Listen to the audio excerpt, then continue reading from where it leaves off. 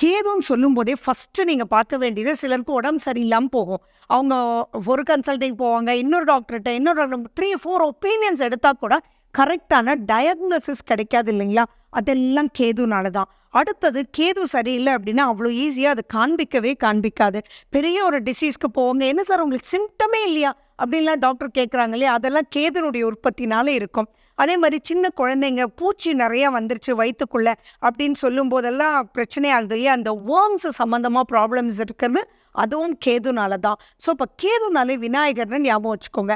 விநாயகருக்கு நம்ம என்னென்னலாம் வைக்கிறோமோ அதெல்லாம் கேதுலேருந்து வெளியில் வர்றதுக்குண்டான ஆப்பர்ச்சுனிட்டிஸ் தான். ஸோ அவங்களுக்கு நல்ல ஸ்மெல் எனர்ஜி ரொம்ப இம்பார்ட்டண்ட். அதே மாதிரி அருகம்புல் ஜூஸ் குடிக்கிறது, நம்ம உடம்பு டீடாக்சின் பண்ணிக்கிறது, அலர்ஜி இல்லாமல் காப்பாற்றிக்கிறது அப்படின்றதெல்லாம் கேது தான். அண்ட் இது ரொம்பவே கட் பண்ணி விட்டுடும். ஸோ கேது சம்மந்தமாக ஏதாவது ப்ராப்ளம் இருக்குன்னா கண்டிப்பாக அவங்க அலர்ட்டாக இருக்கணும்.